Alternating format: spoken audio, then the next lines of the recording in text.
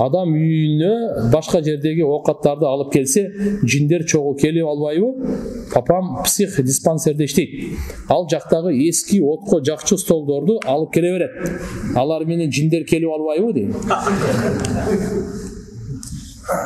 Уруксат менен алып келсин. Тамагыбы, нерсесиби, ошол жерде кожоюн ким? Уруксат берсе алып келсин. Анан алар менен жин келип алат дегенде андай эмес. Бирок бул дагы бир кичине туура сөзгө илине турган жери бар. Жиндер ыплас жерде болот, билип коюң. Жиндер ыплас жерде болот. Ошон үчүн биз ажатканага киргенде ажаткана ыплас жер дагы, ошон үчүн кирерден алдын дуа кылабыз.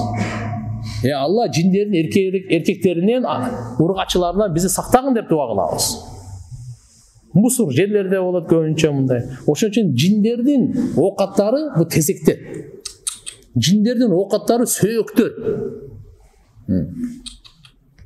Ошон үчүн туура айтып мына немелерчи, идешкендерин эмелер. Так уруксат менен болот. Анан кээ бир адамдар ора ар бир нерсе менен жинге байлай берет. Андай шектенбеңиз. Сиз шектенсеңиз өзүңүз калып.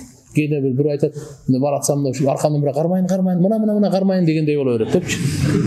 Жок, аятал курси бир алым айткан. Аятал курси бир окуңуз.